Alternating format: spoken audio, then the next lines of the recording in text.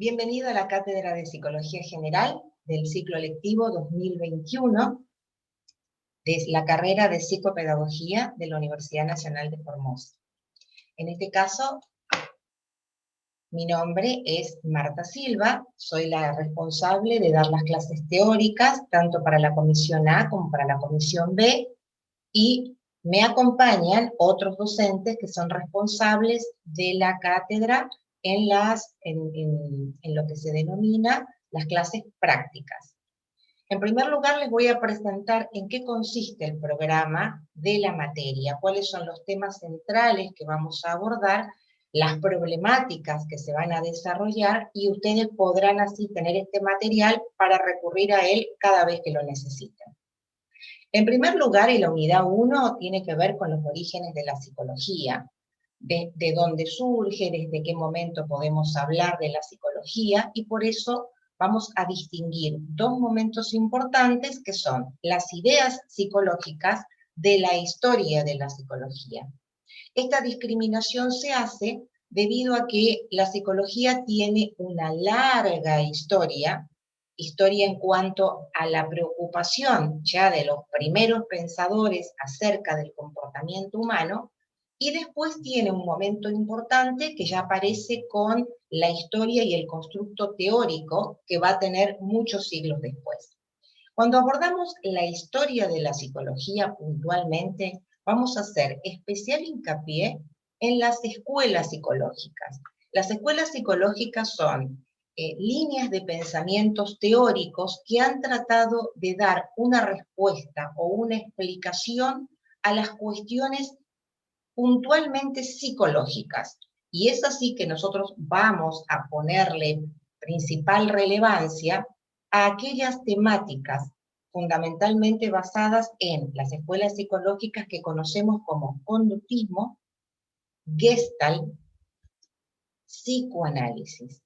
Cuando nosotros nos centramos en psicoanálisis, que es una corriente particular y puntual de la psicología en general, vamos a hacer particular énfasis en dos temáticas fundamentales. Una es la conducta y la otra es la personalidad. Por supuesto que esto trata de dar respuestas, o al menos acercarnos de la mejor manera posible a lo que representa el conocimiento psicológico. Entonces, un poco como para pensar en cómo se produce ese conocimiento psicológico, es que vamos a tener que empezar a ver en estas ideas psicológicas cómo iríamos planteándolo desde el momento en que ésta surge. Es así como en la antigüedad, y acá ustedes pueden ver perfectamente el concepto y la idea, hablamos que en la antigüedad la psicología era entendida fundamentalmente como el estudio del alma, ¿no? Etimológicamente quiere decir estudio del alma.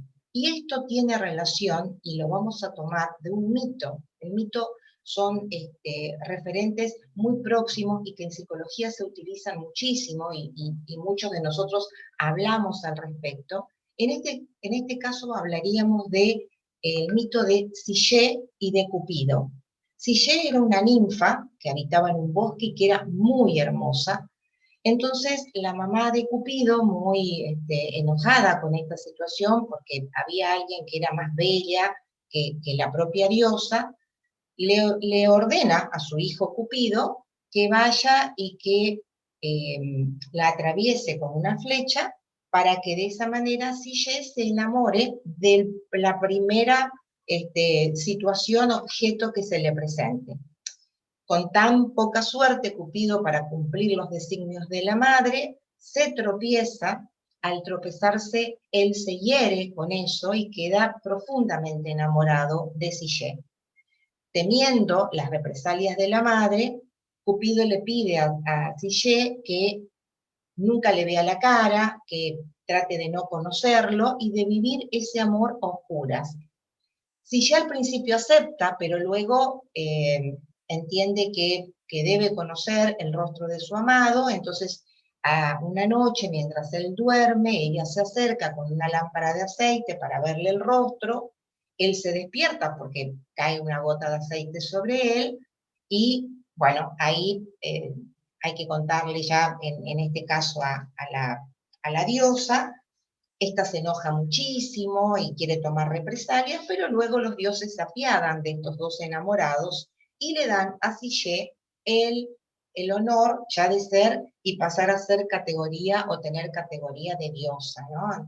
A tal punto que ellos tienen una hija a la que denominan, en este caso, voluptuosidad, que nosotros vamos a tomarla con el sentido de lo que tenga que ver con placer, con la satisfacción, pero de orden moral, de orden intelectual. ¿Ah? El placer y la satisfacción de encontrar en esos órdenes este placer, tanto desde lo moral como desde lo intelectual.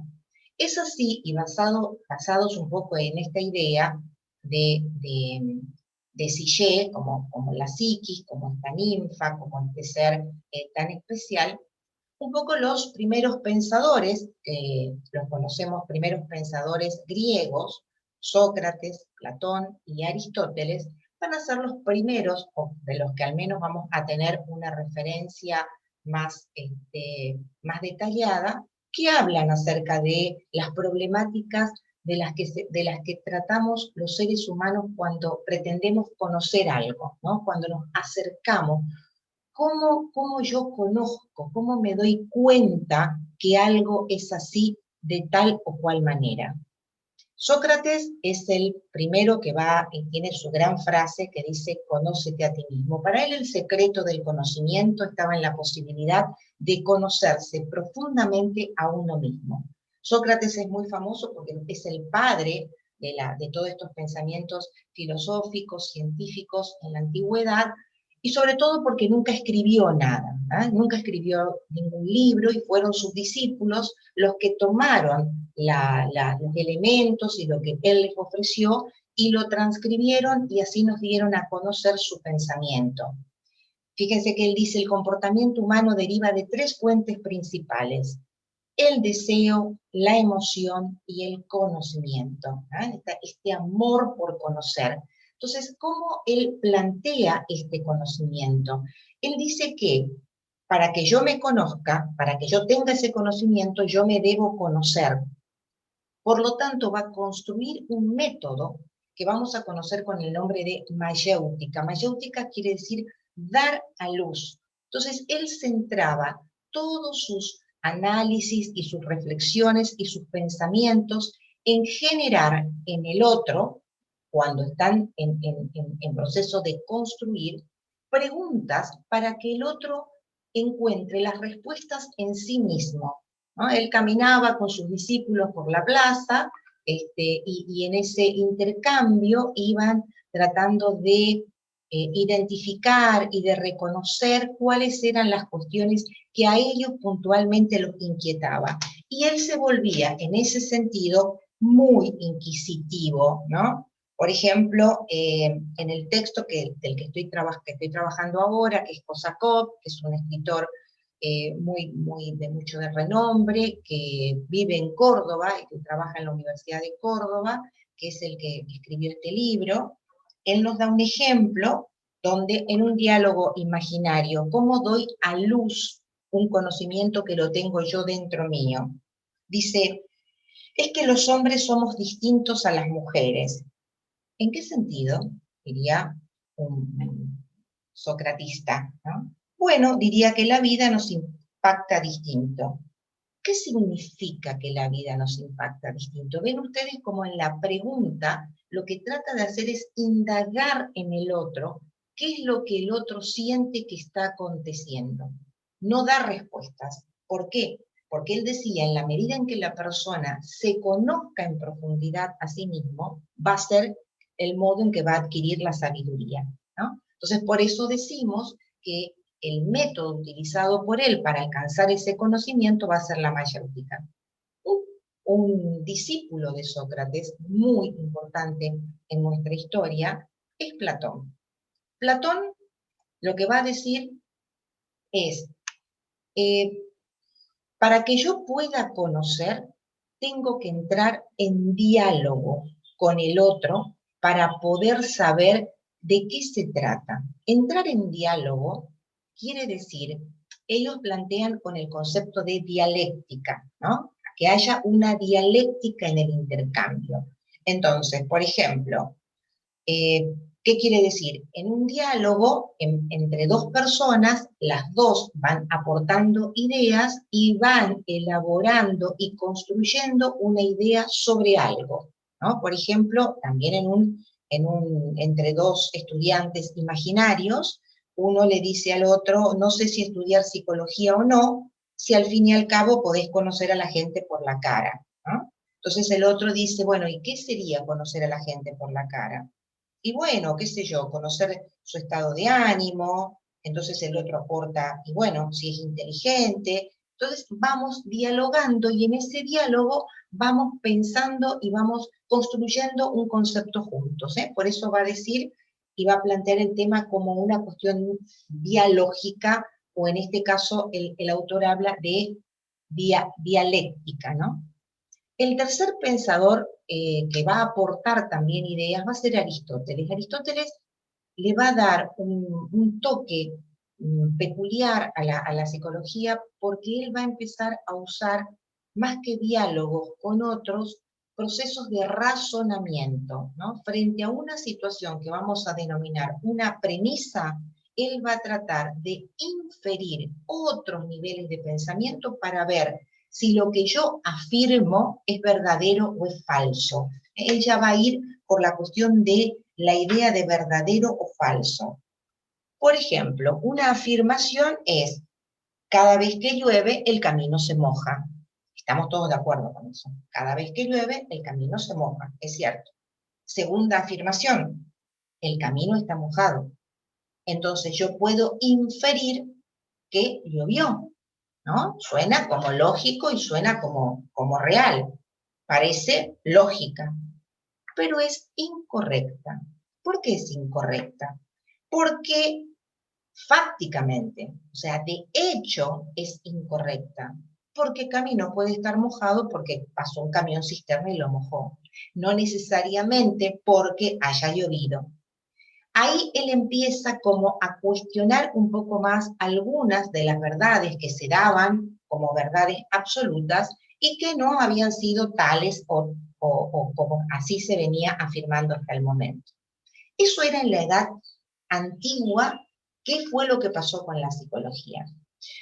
En la Edad Media, el siglo V, ya después de Cristo, y con una autoridad y legitimidad importante por parte de la Iglesia, se impone un pensamiento teológico, ¿no? El centro del universo va a ser Dios. Por lo tanto, todo este tipo de ideas, de construcciones, de que el sujeto, la persona puede tener algún tipo de posibilidad por sí misma y sin que aparezca la injerencia de la ley o en este caso de la religión, fue totalmente suspendida. Por lo tanto, decimos que en esta época el dogma cristiano es el que predomina y hay en el mundo de las ciencias un momento de oscurantismo, ¿no? O sea, no se hablaba de esto, no pasaba el conocimiento por lo que, al menos en la antigüedad, pretendió ser este conocimiento filosófico.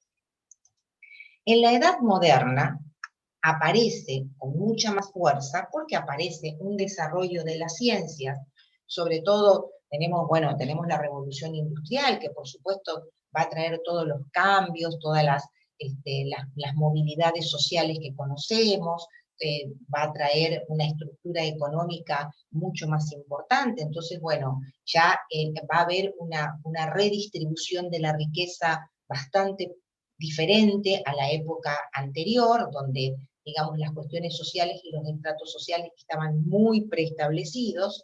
Entonces, bueno, aparece en la edad moderna otros pensadores y aparece la ciencia a ocupar un lugar privilegiado y a tratar de dar respuestas justamente a estas preguntas que nos estamos haciendo.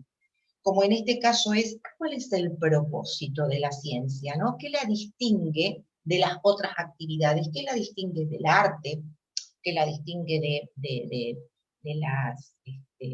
otro tipo de producción que puede existir en el mundo.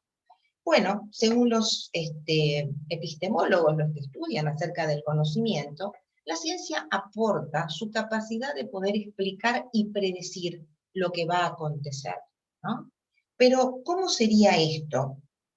Porque trata de explicar y de predecir fenómenos, ¿no? Fenómenos va a ser un concepto que aparece como aquello que nosotros construimos, lo pensamos y tratamos de comprender, ¿no? Por ejemplo, pueden ser cosas muy simples o muy complejas, ¿sí? Puede ser algo muy simple de por qué los perros buscan su cola y dan vueltas alrededor de ella, por qué hay costumbres en algunas culturas de danzar, ¿no? De bailar, de tener determinados rituales.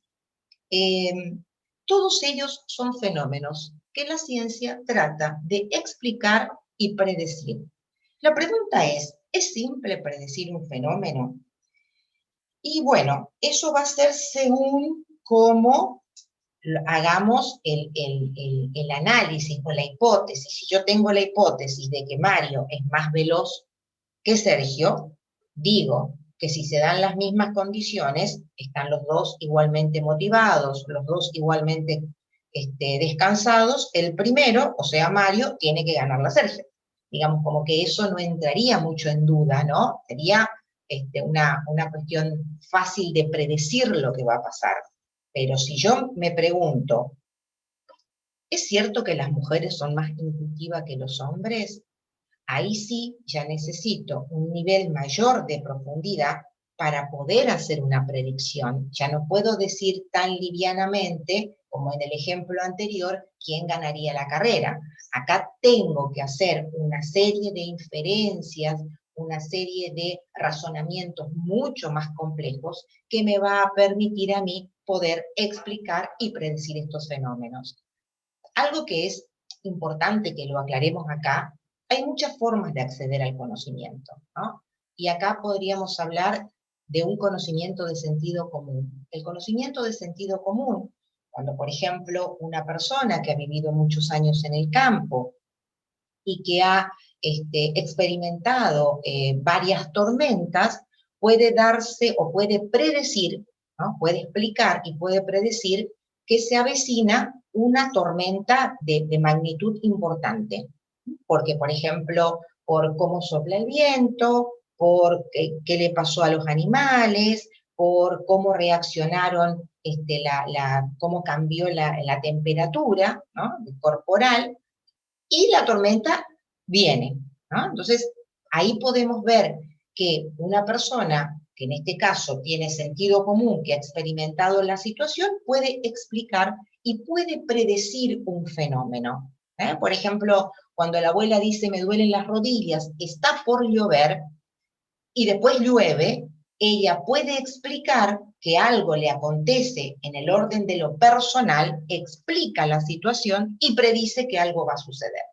Lo que el conocimiento de sentido común no puede advertir es la posibilidad de transmitir ese saber a otros lugares o a otras entidades. O sea, no puede otra persona cualquiera repetir esa misma experiencia con ese mismo nivel de veracidad. Por eso el conocimiento científico, que toma la explicación y predicción, puede también retrodecir, puede volver sobre ese conocimiento y hacerlo de acceso universal. Para que eso suceda y para que nosotros todos tengamos acceso a ese conocimiento, se deben dar varias condiciones.